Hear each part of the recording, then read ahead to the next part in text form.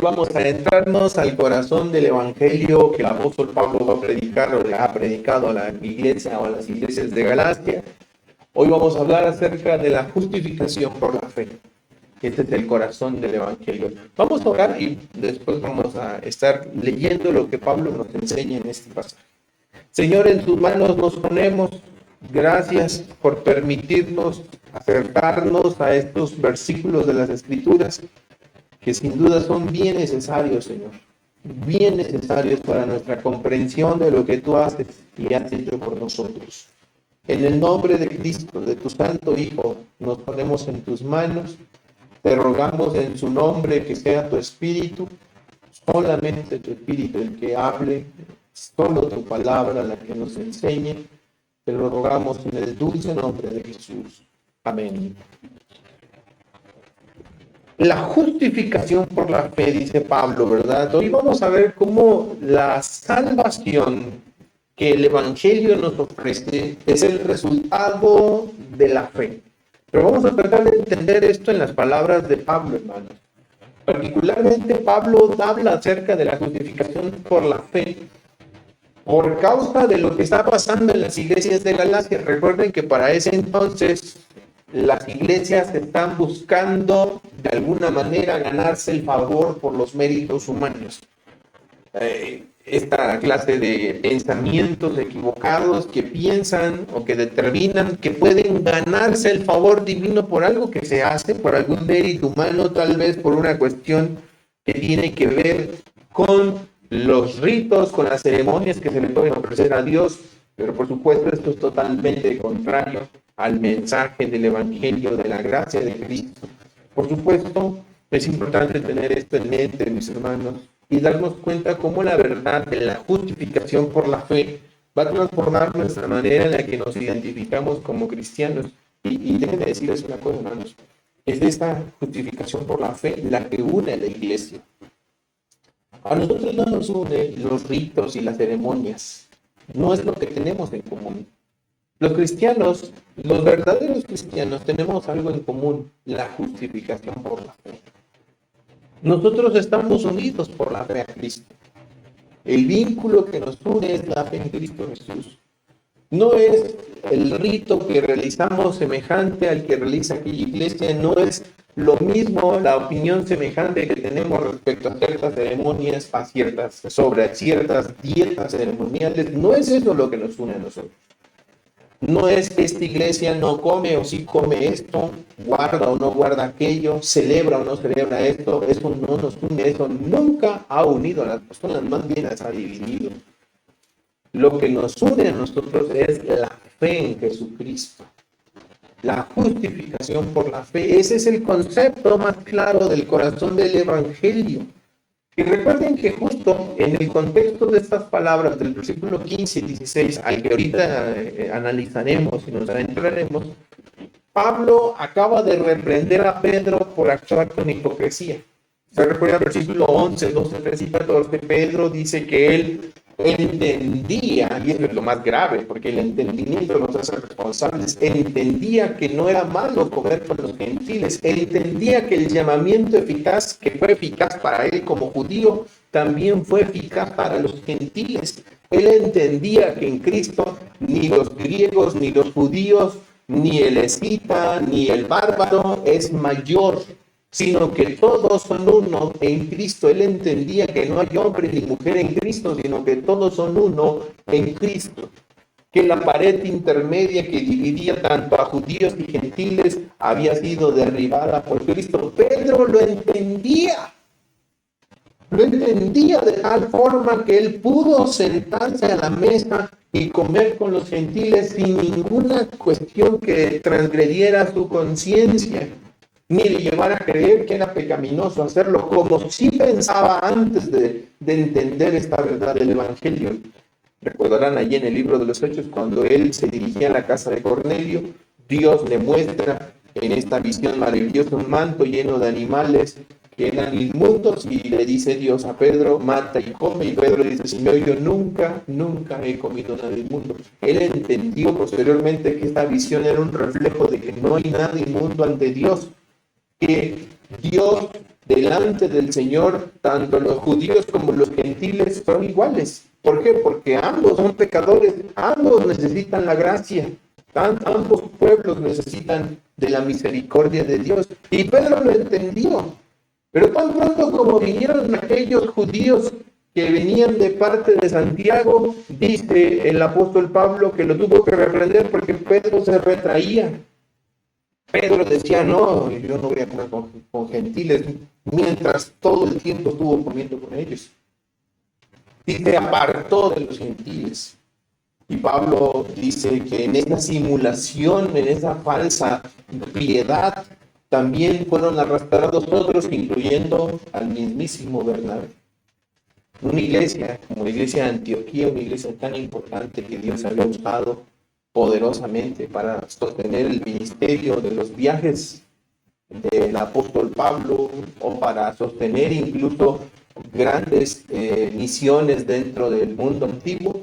Esta gente, estos apóstoles, Pedro, Bernabé y algunos otros que venían de parte de Jacobo, sintieron que no era bueno estar con ellos, pero sus convicciones eran otras y actuaron falsamente. Entonces, en este contexto, lo que hace Pablo inmediatamente se va a explicar a los gálatas que estaban cayendo en el mismo error, que estaban creyéndose que por seguir las ceremonias y las leyes de Moisés, ellos serían mejores cristianos que aquellos que no lo hacían. ¿Me explico? Pablo va a proceder a explicarles que ni los judíos ni los gentiles pueden ser salvos por medio de la ley a la que ellos tanto estaban apelando. Ellos decían, tenemos que circuncidarnos, tenemos que guardar fiestas, tenemos que guardar días de reposo, tenemos que guardar aquello, tenemos que guardar aquella ceremonia, tenemos que abstenernos de comer esto, aquello, tenemos que circuncidarnos. O sea, hermanos, estaban queriendo volver a atarse a aquellas cosas de las que Cristo les hizo libres. Y Pablo hoy va a recordarles que de ninguna manera ni los judíos de nacimiento ni los gentiles pueden ser salvos por medio de ninguna ley, de ningún rito de la ley. Nada de eso para Dios es tan relevante como lo que sí es verdaderamente relevante, y veremos eso un poco más adelante. Así que empecemos por el versículo 15, que es un versículo bastante irónico. Permítanme la expresión irónico, porque justamente Pablo usa una ironía en el versículo 15. Pablo está hablando con los gálatas después de narrar el suceso de aquel momento en Antioquía en donde Pedro actuó con falsedad. Y en el versículo 15 el apóstol Pablo justamente dice, verso 15, nosotros, judíos de nacimiento, y no pecadores de entre los gentiles, sabiendo que el hombre no es justificado por la fe, etcétera, etcétera. Lo primero que Pablo hace es recordar algo interesante. Y utiliza una expresión irónica, que era un proverbio entre los judíos. Los judíos a menudo pensaban que tenían ciertas ventajas, lo cual no era de todo erróneo, Pero los judíos pensaban y utilizaban este dicho de manera proverbial entre los ciudadanos judíos, diciendo, nosotros somos verdaderos hijos de Abraham, mientras que todos los no judíos son pecadores. Ahora, después Pablo les va a recordar que Abraham fue justificado sin ser judío, porque Abraham no era judío. Abraham era de Ur de los caldeos, y que fue justificado no por las obras de la ley, sino por la fe.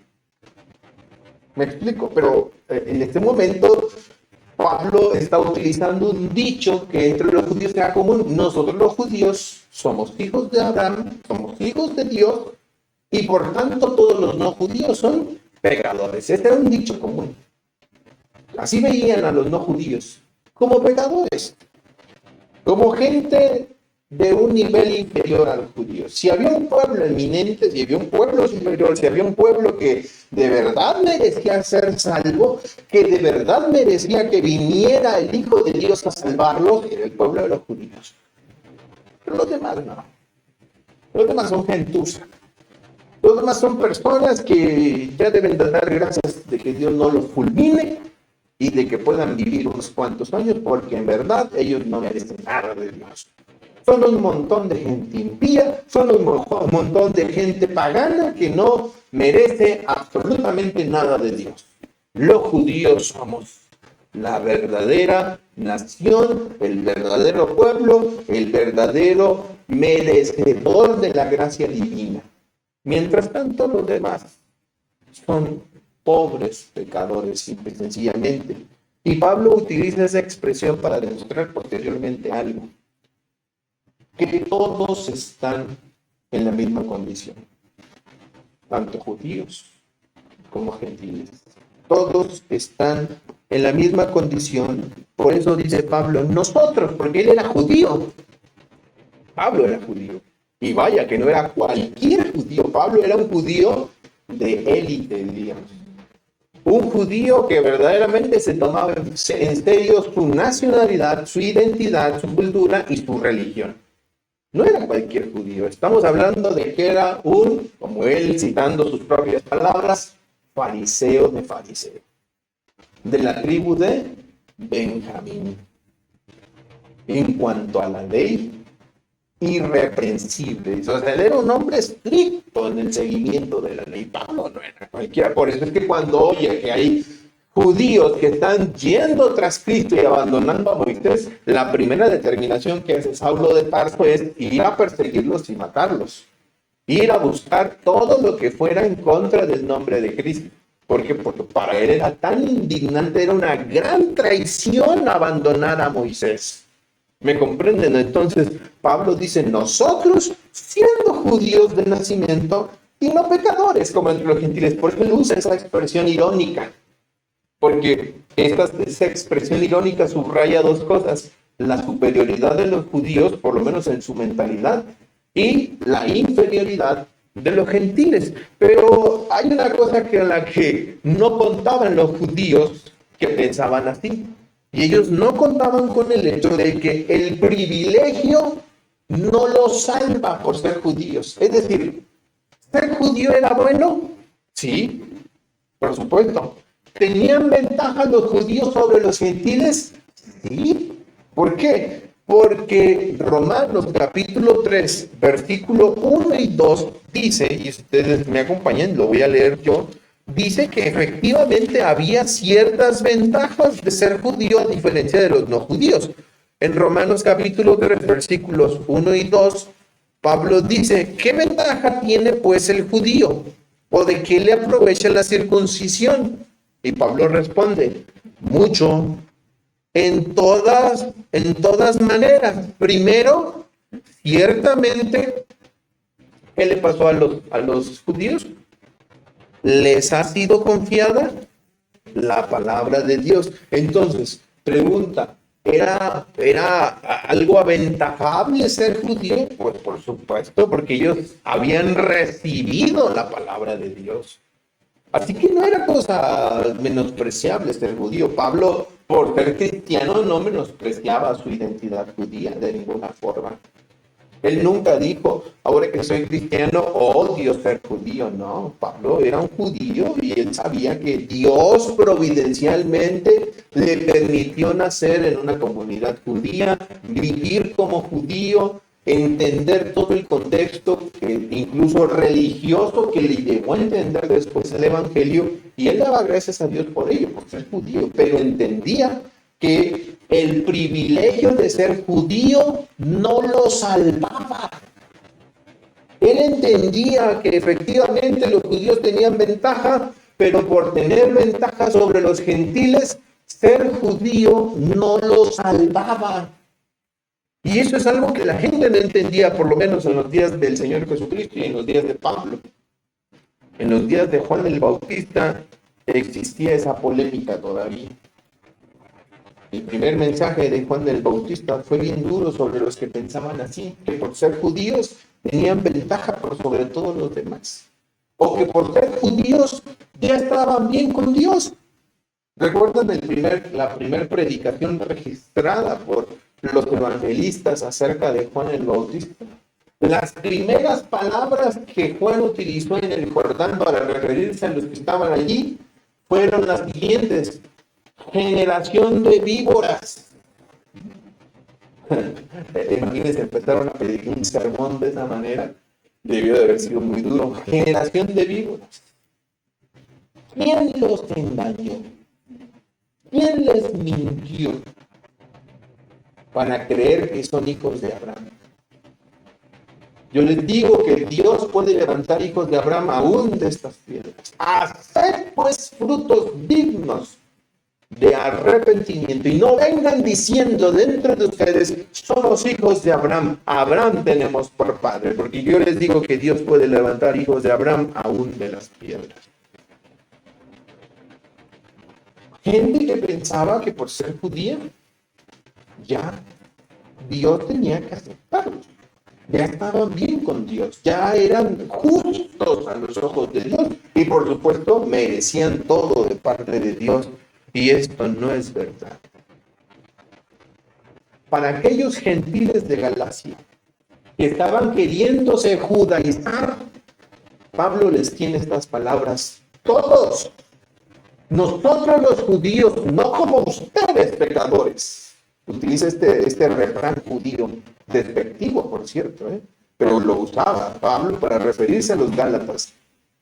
Yo no soy como ustedes, yo soy judío, somos judíos, Pedro y yo. Pedro se equivocó, Pedro y yo somos judíos, no como ustedes, los gálatas paganos que se quieren judaizar. Pero les tengo noticias: tanto nosotros como ustedes tenemos problemas. Porque aunque nosotros tenemos ventaja de que Dios nos entregó la palabra, tenemos problemas semejantes. Tenemos problemas semejantes. ¿Cuál es el problema que se tiene? Que tanto unos como otros somos pecadores. Romanos 3:23. Tanto judíos como gentiles, dice la palabra de Dios. Romanos 3:23, por cuanto todos pecaron y están destituidos de la gloria de Dios. Los gálatas paganos, Pablo, de la tribu de Benjamín, de un pueblo que recibió la palabra de Dios providencialmente, de una nación que vio y que recibió de sus entrañas al Hijo de Dios y lo vio crecer y lo escuchó. Aunque tenían ciertas ventajas, esos judíos no eran justos a los ojos de Dios, porque tanto unos como otros a los ojos de Dios eran pecadores. Y esto es algo que los gálatas no habían comprendido hasta este momento. Ellos pensaban que el judaizarse los iba a hacer mejores ante Dios. Pablo les dice lo contrario: no, si yo soy judío, no como tú. Yo soy judío de nacimiento y te puedo decir que no es así, porque tanto unos como otros tenemos el mismo problema. El pecado nos abate. Tenemos la misma dificultad. Así que la división que existe entre judíos y gentiles es artificial. ¿Por qué? Porque en realidad son iguales a los ojos de Dios. Los judíos llamaban pecadores a los gentiles, dice el versículo, ¿verdad? Nosotros somos judíos y no pecadores como entre los gentiles. Así usaban este adjetivo para referirse a los gentiles, pero en realidad todos, judíos y gentiles, ¿qué son a los ojos de Dios? Pecadores. Por eso es que, hermanos, nosotros no debemos tener mucho cuidado de varias cosas. Primero, de darle más poder a las cosas que pensamos que son ventajas sobre los demás. Y esta es una advertencia para nosotros como Iglesia Bautista y Reformada. Tenemos ciertas cosas que podemos decir que aventajan entre los demás. Es cierto, ¿verdad? Hablamos de la doctrina, de la teología, de la Biblia, y tratamos de hacer estas cosas con seriedad y No estamos denigrando de ninguna manera esto. Realmente yo me siento muy orgulloso de la identidad denominacional en la que me encuentro y le doy gracias a Dios por ello. Y siento que sí, es verdad, el poder tomar la Biblia con, ¿cómo se llama? Con sobriedad, tomar las escrituras con seriedad, es algo bueno, es una ventaja. Tener una confesión de fe histórica, ¿es una ventaja? Sí, es una ventaja. Pero mis hermanos, no nos hace diferentes a los ojos de Dios de cualquier otro grupo de creyentes. Ni siquiera nos hace diferentes a los ojos de Dios frente a los incrédulos. Porque tanto unos como otros tenemos el mismo problema. Somos pecadores.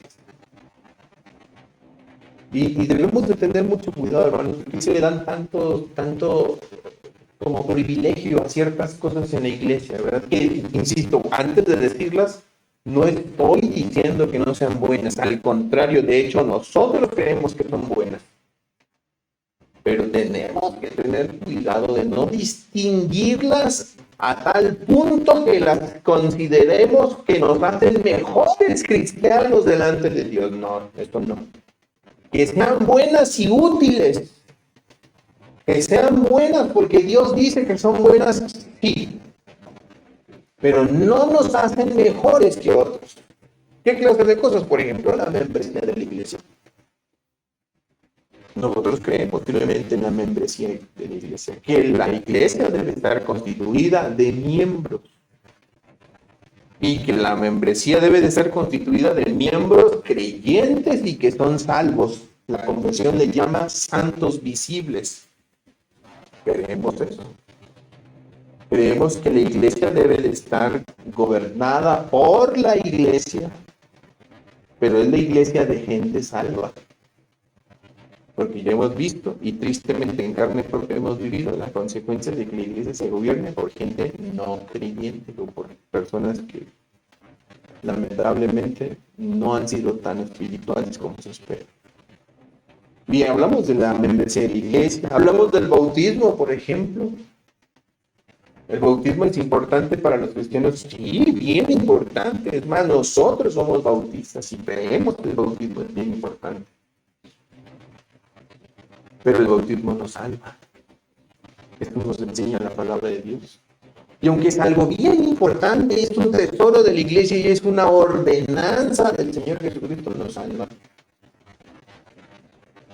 ¿Me entienden cómo a veces como cristianos podemos estar en riesgo de empezar a darle a ciertas cosas, a ciertas tradiciones, a ciertas prácticas un énfasis de tal modo que cuando lo practicamos sentimos que somos mejores que otros? Y eso no puede ser así. No debe de ser jamás así. Debemos de ser muy prudentes, muy mesurados, al entender que todas estas cosas tienen su parte. Como Pablo. Él sabía que él era judío, que era bueno ser judío, que al menos ser judío le llenó de ciertas prácticas religiosas que después pudo entender a la luz de Cristo que la ley de Moisés nunca fue mala, sino fue buena y que fue su ayo para llevarlo a Cristo. Nada de eso era de despreciarse. A diferencia de los gentiles, que eran unos montón de gente pagana que hacía y deshacía lo que querían con su vida y que hizo de esas sociedades verdaderamente bárbaras. Sociedades con prácticas espantosas, horripilantes, prácticas que no estaban presentes en Israel, por cierto, por causa de las cosas que Dios le dio a ese pueblo. Ustedes ven, cuando Pablo les dice a los efesios, no se embriaguen con vino, en lo cual hay disolución, antes bien ser llenos del Espíritu, y entienden el contexto cultural de esas palabras, de verdad, sabemos por qué Pablo insiste en que no se embriaguen con vino, porque era asquerosa toda la serie de prácticas que rodeaban Entre ellas el famoso culto a Dionisio, uno de los dioses paganos, en donde en la capital de Éfeso, justamente, pero en el centro más bien de la ciudad de Éfeso, se celebraban estas fiestas llenas de aquelarres. Con eso les digo todo, llenas de aquelarres. O sea, eran prácticas grotescas, enormes. Ellos, o sea, había ventaja, sí, había ventaja, pero ojo, tanto unos como otros tenían el mismo problema. Así que esa división era artificial, como cualquier división que nosotros pongamos, ya sea la confesión de fe, que amamos nuestra confesión de fe, ya sea algunas prácticas que tengamos, que las amamos y nos identificamos con ellas, sí, pero hacer división por eso es un error. ¿Me entiendes, hermanos? Hacer división por eso es un error. Es una división artificial de la que tenemos que tener cuidado. ¿Por qué? Porque en Cristo, hermanos, no hay diferencia. Los judíos que insistían tanto en identificarse como judíos superiores a los otros, que no eran más que pobres pecadores. Es como, imagínate esto. ¿Han entrado a las salas de recuperación de un hospital? Sí, hay unas salas que, por supuesto, hay gente. ¿Cómo se llaman estas salas? Donde hay terapia intensiva y luego hay otra que es donde ya no es terapia intensiva. ¿Cómo se llama? Se llama piso. Bueno, piso y todo. Y ya están supuestamente en piso, ya están más bien, ¿verdad? Pero ¿saben cuál es la diferencia entre ellos, entre los que están en terapia intensiva y los demás? Porque claro que los demás se sienten mejores que los otros, ¿verdad? Porque los otros están allá en terapia intensiva y todo eso.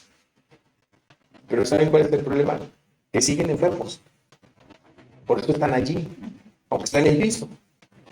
Están enfermos. Que aquellos están allá y que sí, el riesgo es mayor, sí, pero ambos están enfermos.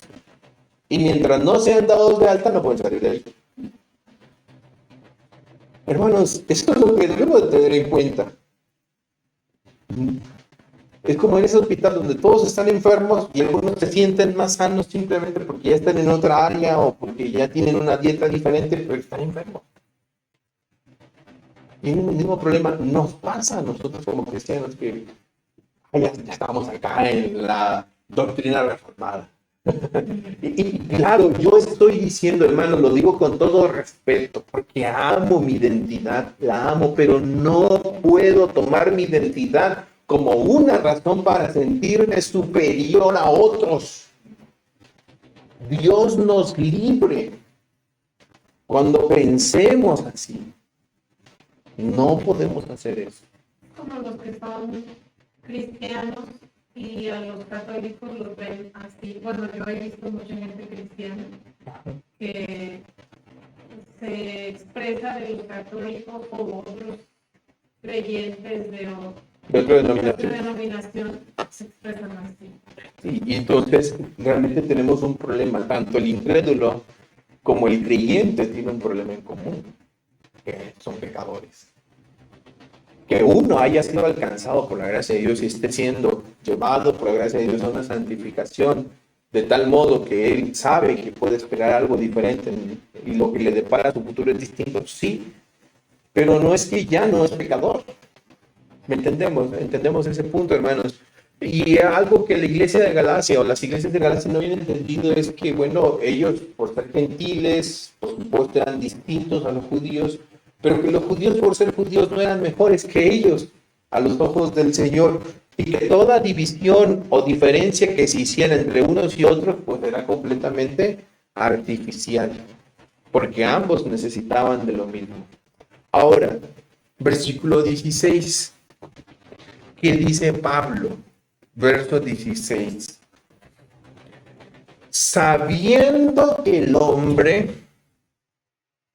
Quiero ser muy cuidadoso con estas palabras, porque quiero que las leamos bien. Dice el versículo 16. Sabiendo que el hombre no es justificado por las obras de la ley, sino por la fe de Jesucristo.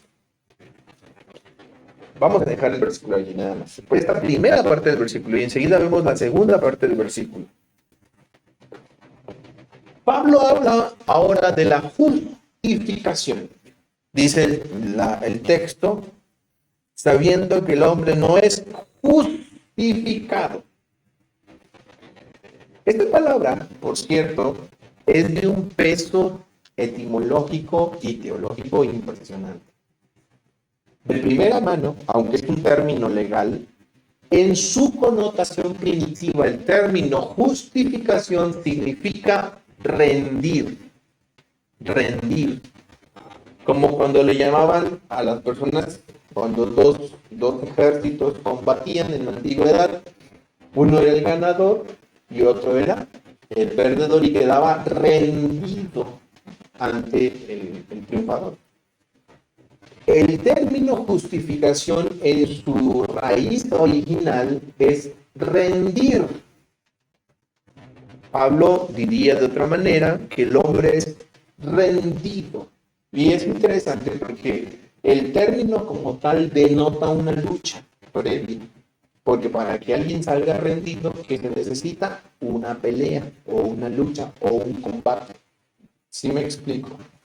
Entonces, para el apóstol Pablo, que seguramente entendía estas connotaciones etimológicas, por supuesto, utilizó la palabra precisa para referirse a los creyentes. Dice Pablo que esa justificación, como él la llama, que tiene la idea de rendimiento, o sea, ¿qué hace Dios con el pecador que justifica? Lo rinde. Dios lo rinde. O sea, pero no de esto, hay un conflicto previo. ¿Por qué ese conflicto previo? Porque es la obra de Dios obrando en los pecadores. El llegar a Cristo, hermanos, el ser de Cristo, el tener a Cristo en nuestras vidas, amarlo, es el resultado de una lucha que Dios hizo con nosotros. ¿Sí? O sea, de verdad piénsalo por un instante. No quiero que nos desviemos del elemento principal del tema, pero ¿qué hubiera pasado si Dios no hubiera luchado con nosotros? Si no nos hubiera rendido. Hoy, ¿por qué amamos a Cristo? Porque lo buscamos obedecer. Decía mi hermana, imperfecto, sí, imperfectamente lo hacemos, lo reconocemos. Hay imperfección en nuestras vidas. Pero en nuestro corazón, en lo profundo de nuestro ser, late el sentimiento, late el deseo, late la conciencia de que queremos hacerlo por el Señor. Pero ese es el resultado de una lucha, según Pablo. Y esa lucha fue un conflicto entre Dios y nosotros. Dios rinde nuestra autosuficiencia, Dios rinde nuestro egoísmo, Dios rinde nuestro corazón de piedra, Dios rinde nuestra conciencia entenebrecida, Dios rinde muchas cosas, o sea, vence muchas cosas de nosotros. Y por eso es que Pablo, cuando habla de la justificación, entiende que el término está asociado con un rendimiento, con un rendir. Ser justificados es estar rendido. En otras palabras, Dios nos rindió, aunque por supuesto tiene el aspecto legal de que ahora Dios nos ve justos. No estamos hablando ahorita del aspecto legal, sino del aspecto etimológico. Pablo utiliza este término que implica un rendimiento etimológicamente hablando. ¿Sí? Entonces, que yo sea justificado significa que Dios peleó por mí. Él peleó por mí. Porque el rendir implica un contexto de batalla. Como en cualquier deporte, el que gana o el que es ganador, ¿por qué es ganador? Porque peleó, porque jugó fútbol, porque hubo un combate previo. Llámenle como le llamen, box, lucha, lo que sea, como le quieran llamar, béisbol, basquetbol, fútbol, lo que sea. El que gana es porque hubo un combate previo. El que quedó rendido es porque hubo un combate previo. Bueno, cuando Pablo usa el término justificar, que tiene que ver con la connotación rendir, implica un combate previo. Y que Dios, para que nosotros seamos justificados, Dios venció muchas cosas en nosotros. ¿Sí? Eso es maravilloso. Pero nosotros somos ahora justificados. Así que cuando Dios nos ve legalmente, nos considera justos. Hablando ya del aspecto legal del término. Dios nos ve con la justicia de Cristo. ¿Sí? Por eso es que somos justificados. Pero noten esto. En el versículo 16, Pablo dice: sabiendo que el hombre no es justificado por las obras de la ley, él como judío había llegado al entendimiento, por supuesto, ahora que ya era cristiano, este conocimiento, este entendimiento era bastante claro para Pablo, y el entendimiento que Pablo concluye es que la ley no justifica a nadie. Las obras de la ley, llámenle como le llamen, llámenle rituales, llámenle códigos religiosos, lo que dice Pablo, ninguna de estas cosas limpia el corazón. Las obras de la ley no nos justifican, no limpian nuestro corazón. En el libro de los Hechos, capítulo 13, por ejemplo, déjenme compartirles el texto, versículo 39, justamente se nos dice lo mismo. Hechos, capítulo 13, versículo 39, dice de la siguiente forma, y permítanme compartirles este texto.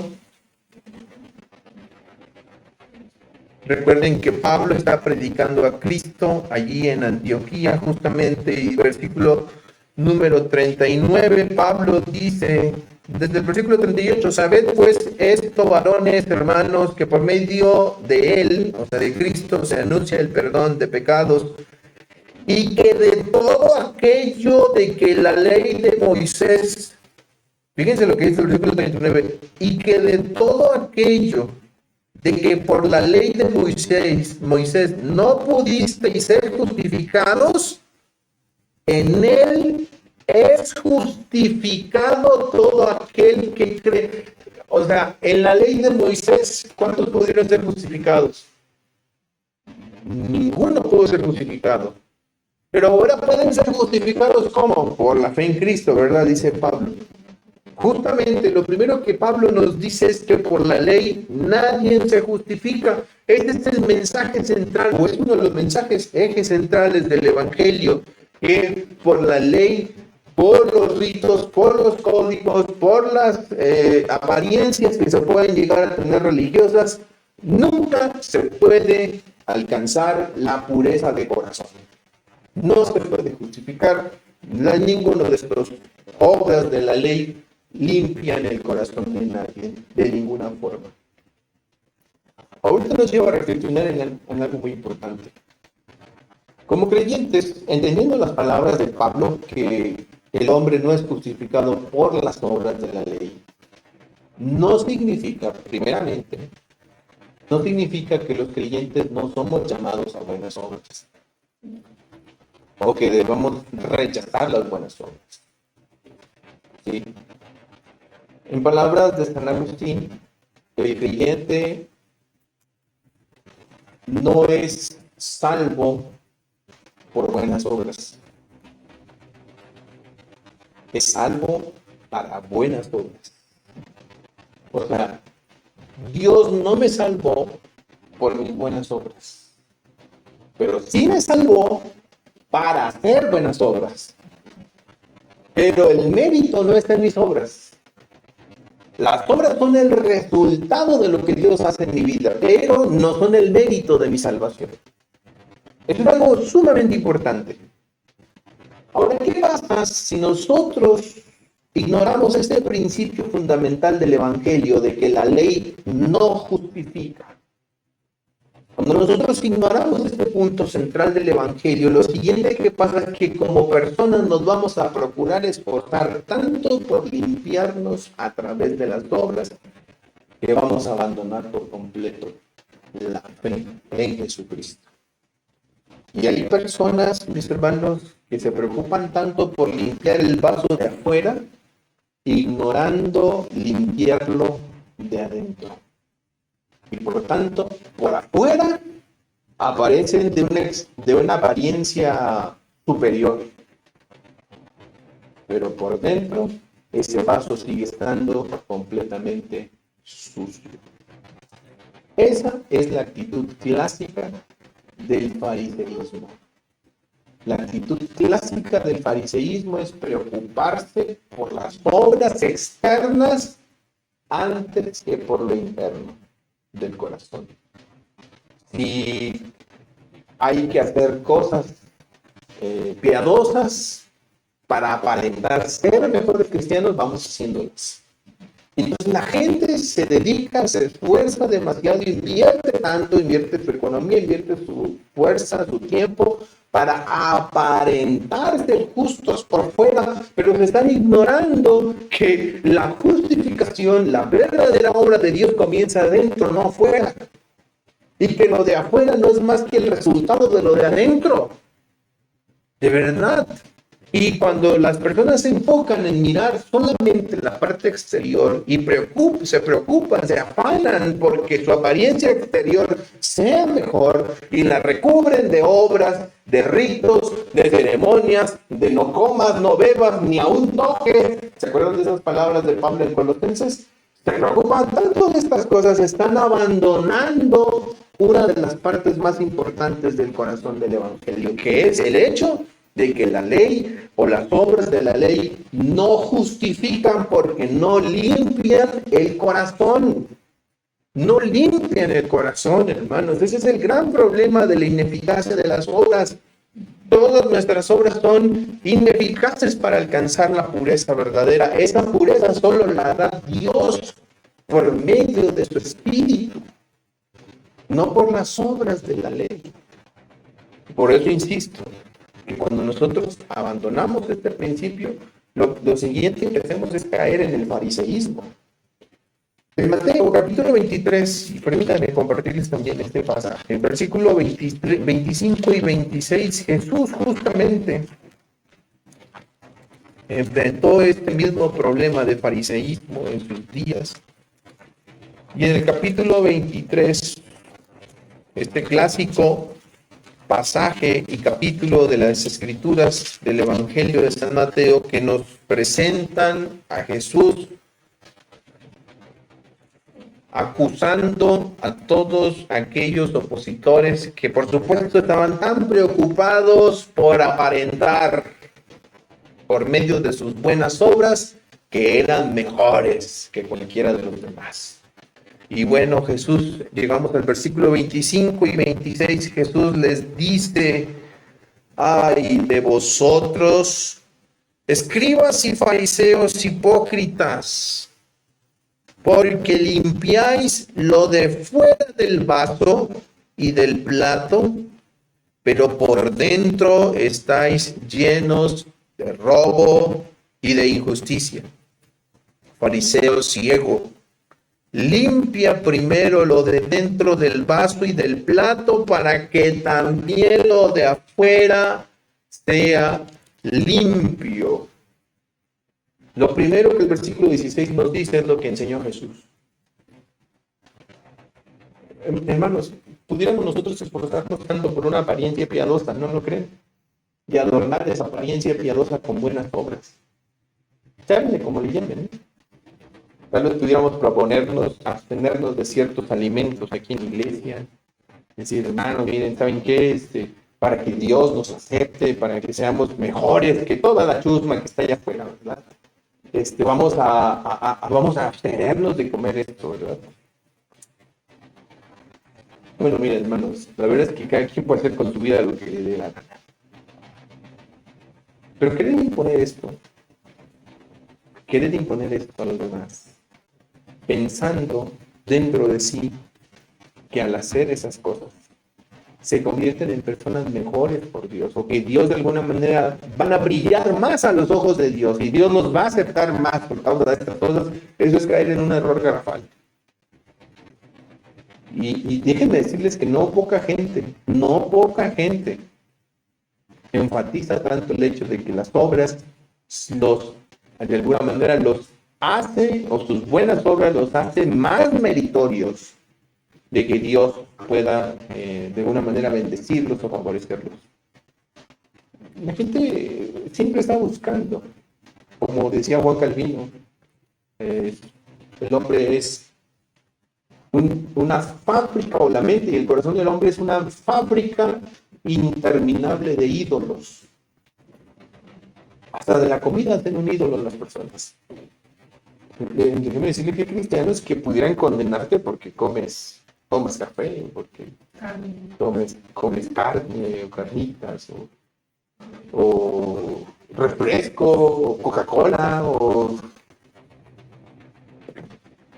y de verdad, hermanos, es gente que no ha entendido. Si ese es el tema, piensen que abstenerse de esto es porque están haciendo las cosas mejor para Dios, no han entendido el Evangelio. No han entendido el Evangelio. El Evangelio lo primero que declara, según Pablo, es que la ley o las obras de la ley no justifican. Cualquiera de estas leyes ceremoniales, religiosas, sanitarias que se ejercían no eran suficientes para ganar la justificación. No estamos diciendo que no eran buenas. Eran buenas. Cuando en el Antiguo Testamento se dictó la ley de la mujer menstruosa, hermanos, fue una bendición. Esta ley, déjenme decirles que mantuvo vivo al pueblo. El pueblo, imagínate esto, estas leyes sanitarias, imagínate esto. Hay un pueblo de 2 millones, por lo menos 2 millones de personas, mucha más gente de la que vive en San Luis, o más o menos por allá anda. Así que es un chorro de gente. 2 millones de gente en el desierto. ¿Cómo vas a hacer que vivan? Que no muera, que no llegue una infección, que no llegue una peste. Dios dictó leyes sanitarias. Hasta para ir, discúlpenme la expresión, suena feo, pero hasta para ir y hacer las necesidades fisiológicas había leyes. ¿Por qué? Porque hasta para hacer las necesidades fisiológicas había leyes, porque era necesario que ese pueblo sobreviviera en el desierto. La ley de la mujer menstruosa, que la tenía por inmunda por ciertos días y que prohibía por toda costa que el varón se evitase con la mujer, pues tenía su razón de ser. Las leyes que anticipaban lo que se tenía que hacer cuando había un muerto, un cadáver entre ellos, los libró de muchas infecciones. Obviamente, en aquellos años Dios no iba a explicar el tema de las bacterias, de la reproducción de bacterias o de las infecciones, etc. Dios no lo iba a hacer. Simplemente Dios dio leyes que en su momento fueron de bendición. Y se llevaron a cabo y tuvieron una razón de ser en su momento. Me explico, incluso la alimentación que ellos tenían su razón de ser, y buena parte de estas razones, buena parte, no es necesariamente todo, era parte de la santificación, pues también la supervivencia, gente por no sobrevivir. Pero luego de repente llegamos a nuestros tiempos y encontramos gente que hoy quiere hacer o dejar de hacer ciertas cosas porque dentro de sí piensan que nos van a hacer mejores como cristianos. Pues hermanos, no es verdad de ninguna forma. La ley, las obras de la ley no justifican. Ahora, lo siguiente que Pablo dice es algo impresionante. Quiero que lean el versículo 16, bien como está escrito. Pablo dice, sabiendo que el hombre no es justificado por las obras de la ley. Y luego Pablo nos explica cómo entonces el hombre es justificado. Dice Pablo, sino por la fe de Jesucristo. Ahora es interesante esto porque no dice por la fe en Jesucristo. No dice eso, Dice por la fe de Jesucristo. Es diferente. Pablo va a sentar las bases de la justificación. Las bases de la justificación no son las obras de la ley. Dice Pablo, no son las obras de la ley. Lo sabemos. Ninguna obra humana nos puede justificar. ¿Cuál es la base de la justificación? Pablo dice, la fe de Jesucristo. Ahora, cuando leemos este pasaje y hacemos el análisis morfológico del texto, a ver qué quiere decir Pablo. Pablo usa una preposición posesiva o que habla de posesión. No usa una preposición de lugar.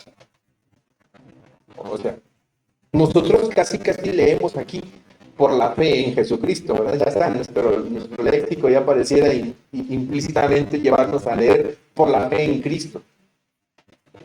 Pero no está usando Pablo una preposición de lugar, que es la preposición en.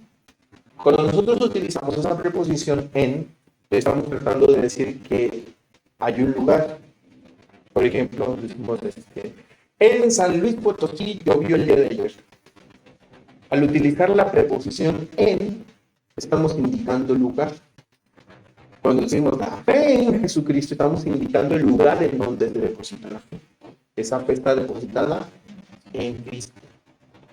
Pero Pablo dice que la justificación, la base de la justificación no es la fe en Cristo.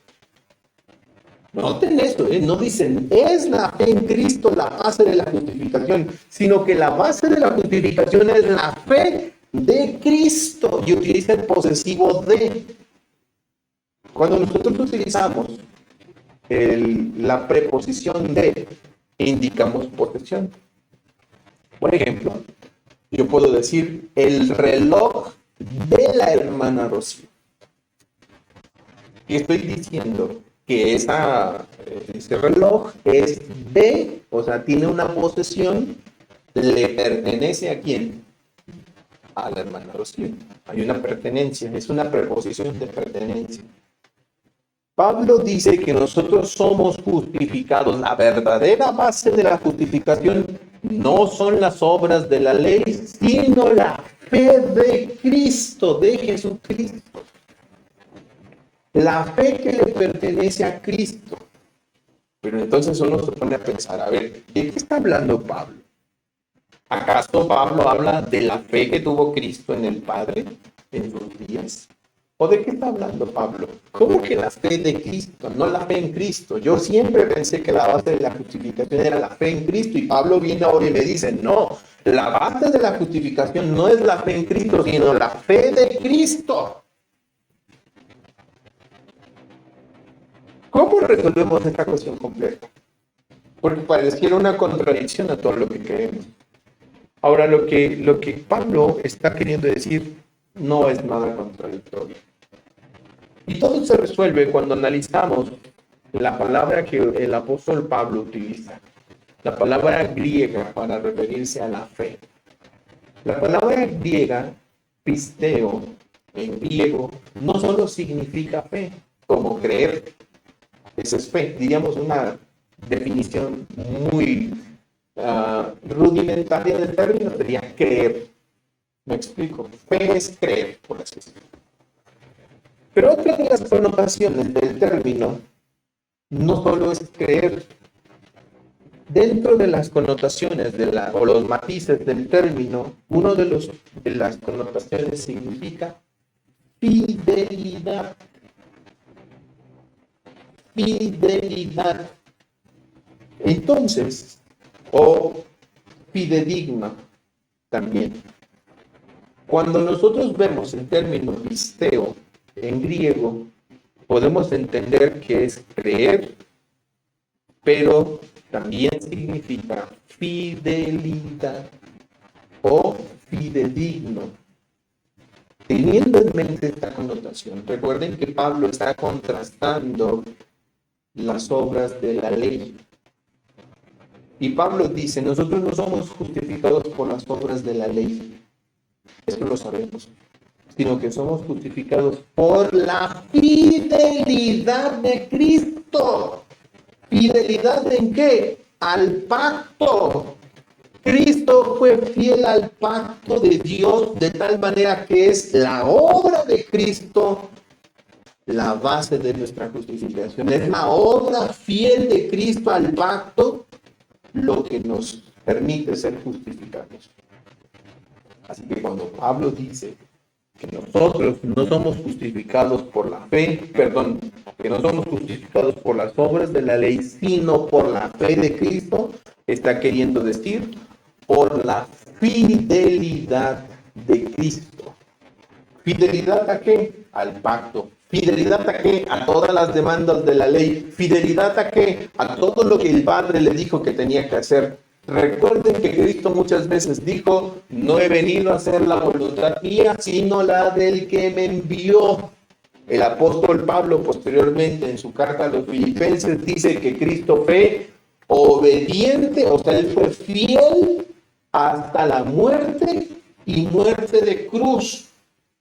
En alguna ocasión sus discípulos quisieron contrariar la voluntad del Señor. ¿Y qué dijo el Señor Jesucristo cuando Pedro sacó su espada para defenderlo?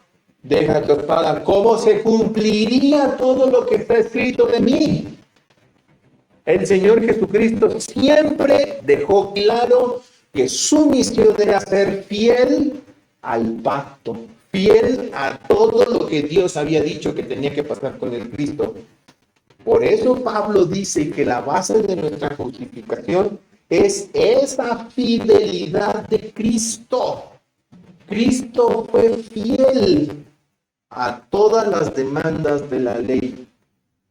Y saben, en otras palabras, la base de nuestra justificación no son las obras de la ley, sino la obra de Cristo. La obra fiel de Cristo al pacto y a todas sus demandas.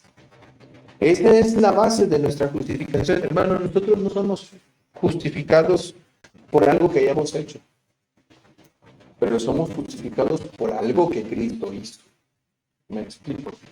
No somos justificados por nuestras obras, pero somos justificados por las obras de Cristo, las obras fieles de Jesucristo. Cristo sí fue fiel. Por eso es que Pablo dice, somos justificados por la fe o por la fidelidad de Cristo, de Jesucristo. Y eso es algo maravilloso, mis hermanos, porque eso, en primer lugar, nos lleva a confiar en nuestro Señor Jesucristo, que para ser aceptados por Dios, nosotros solamente tenemos que utilizar el medio de la justificación de la que hablaremos ahorita. Y el medio de la justificación es la fe en Jesucristo. Pero la base de la justificación es la fe o la fidelidad de Cristo. Espero estar dejando en claro esto. Dicho de otra manera, en palabras del reformador Lutero, la ley exige, el Evangelio da, porque el Evangelio no se trata de mis obras, sino de la obra de Cristo. El Evangelio no se trata de lo que debemos hacer, sino de lo que Cristo hizo. De eso se trata.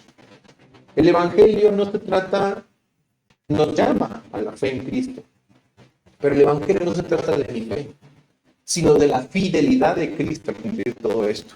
Por eso es que al final, en el versículo 16, podemos encontrar las palabras finales del pasaje que nos muestran la exclusividad de Cristo. Nosotros también hemos creído, dice Pablo, en Jesucristo. Noten que aquí sí usa la preposición de lugar.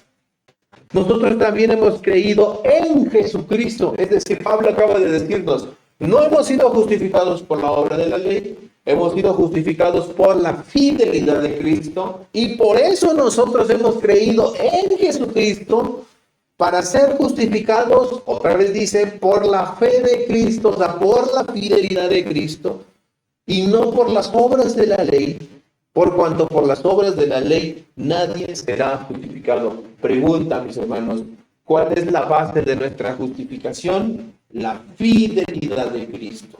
Él fue fiel hasta la muerte y muerte de cruz. Y esa fidelidad, esa obediencia fiel, esas obras fieles a Dios el Padre, estas obras fieles al pacto, son la base del por qué nosotros podemos ser justificados. Y el medio para ser justificados, o sea, el instrumento que Dios usa para que nosotros alcancemos esa justificación, Pablo dice, nosotros hemos creído en Jesucristo. Es la fe en Jesucristo. Es decir, la base y el fundamento de la justificación es la fidelidad de Cristo. El medio por el cual alcanzamos esa justificación es la fe en Jesucristo, que es diferente, es distinto. La fe en Jesucristo es el medio, no la base de la justificación. Espero estar explicando esto correctamente y lo entendamos así.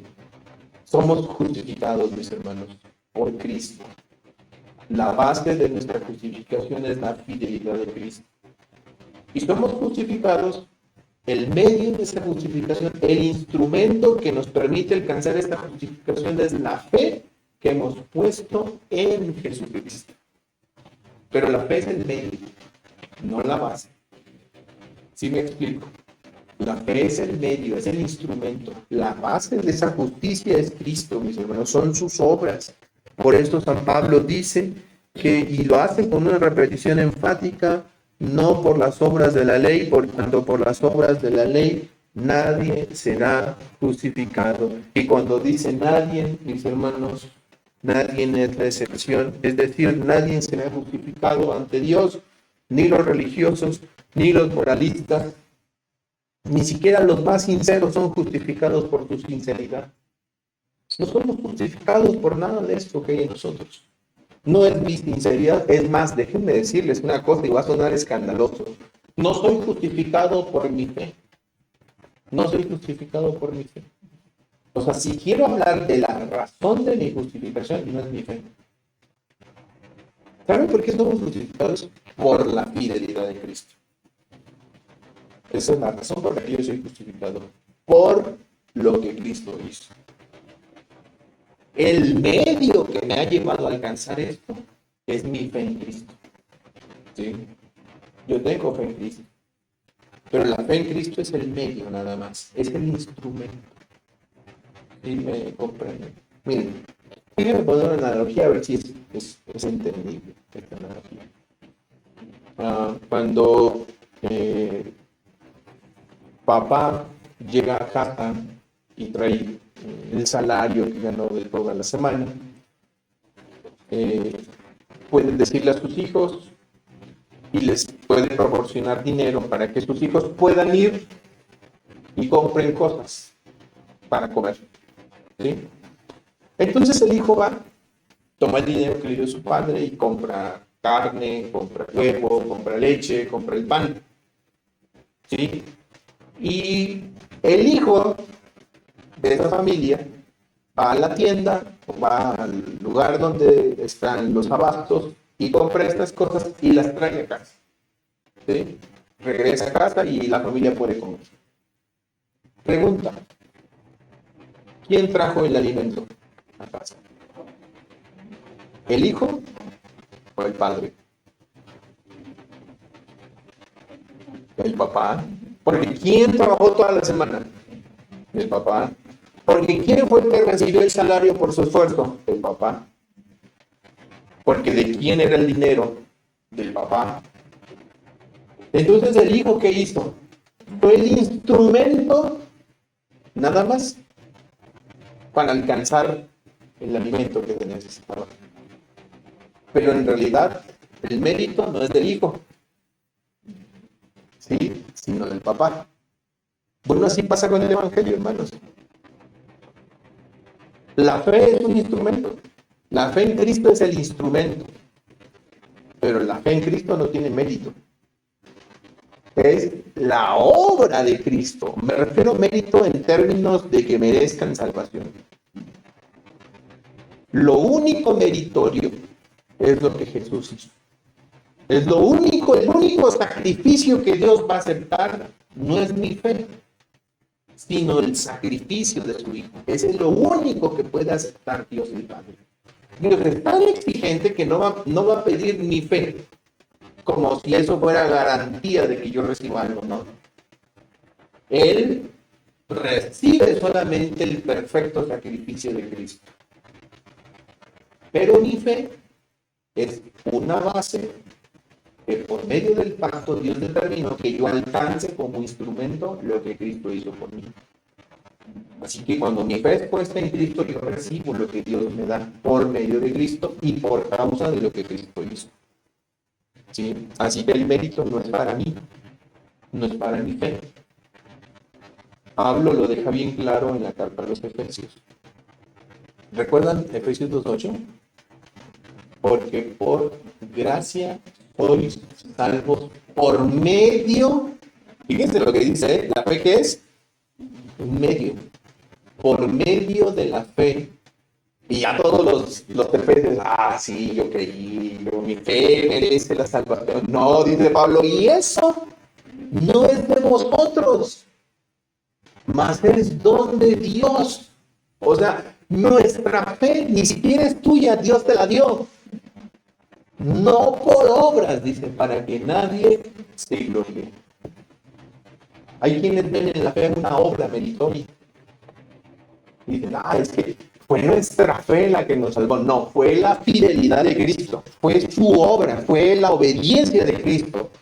La fe fue el medio por el cual, bendito sea Dios, pudimos alcanzar el fruto de ese esfuerzo de Cristo. Fue nuestra fe el instrumento por el cual alcanzamos a recibir la recompensa que la fidelidad de Cristo le dio. Porque recuerden que la recompensa que Dios le dio al Padre por causa de esa fidelidad fue mucha. Dios recompensó esa fidelidad de Cristo. ¿Sí? Y nosotros alcanzamos ese premio, esa recompensa, por medio de la fe. Pero no es nuestra fe. Quiero que quede claro esto, hermanos. Es como dice Pablo, nosotros solamente hemos creído en Cristo y hemos creído en Cristo para ser justificados por la fe. Nuevamente Pablo dice, por la fe de Cristo. O sea, por la fidelidad del Señor Jesucristo y no por las obras de la ley, por cuanto por las obras de la ley nadie será justificado. Y cuando dice nadie, implica a ninguno, ni a los moralistas, ni a los religiosos, ni a los que son sinceros tampoco. Dios no los justifica por su sinceridad. Dios solamente puede recibir el sacrificio de Cristo como perfecto. Así que imagínense. Entendamos esto en el contexto de lo que está pasando en las iglesias de Galacia. Las iglesias de Galacia están queriendo completar la obra de Cristo. ¿Cómo le están queriendo completar la obra de Cristo? O mejorar, diríamos. Circuncidándose. ¿Qué más hacían los gálatas? Guardaban días, fiestas. Muchas iglesias comenzaron a guardar lunas nuevas, días de reposo. ¿Qué más hacían? Dietas. Hoy, ¿qué hacen las iglesias modernas para embellecer la obra de Cristo? Piénselo por un instante. ¿Qué cosas que la gente les enseñan que lo que están haciendo ya está embelleciendo lo que hizo Cristo? Y la gente de verdad piensa que está contribuyendo, mejorando lo que Cristo hizo. Pues yo les tengo que decir una cosa. En las iglesias de Galacia y en nuestras iglesias nos debe de quedar bien claro que no es nada que nosotros hagamos comparable a lo que hizo Cristo. Nuestra fe no es nada comparable con la fidelidad de Cristo. Que no se nos olvide jamás que somos justificados por la fidelidad de Cristo. Porque Él fue obediente hasta la muerte y muerte de cruz. Porque Él vino a hacer la voluntad del Padre. Porque su comida era hacer la voluntad del que le envió. Por eso. Porque era necesario que se cumpliera todo lo que estaba escrito acerca del Cristo. No fue solo lo que dijo el Señor Jesucristo a los que caminaban en el camino de Maús. Era necesario que se cumpliera todo lo que estaba escrito en los profetas y en los salmos acerca del Cristo. Era necesario, hermanos, que Cristo no iba a cambiar eso. Él fue fiel al plan, al pacto, para que todo se cumpliera. Y por esa fidelidad de Cristo, ustedes y yo podemos ser justificados. Por medio, ahora sí lo podemos decir, de la fe. En Jesucristo. En Jesucristo. Por medio de la fe en nuestro bendito Salvador Jesucristo. Así que eso nos debe de quedar claro. Cuando lo entendamos, hermanos, vamos a dejarnos de tonterías. Que si hacemos esto para ser mejores cristianos, que si nos vestimos así para ser mejores cristianos, porque Dios va a aceptar mucho más así mi fe en Cristo. No, no, no. Vamos a alejarnos de todas estas cosas. El día que entendamos esta verdad, el día que la gente entienda esta verdad, va de verdad a dejar de querer mejorar la obra de Jesús.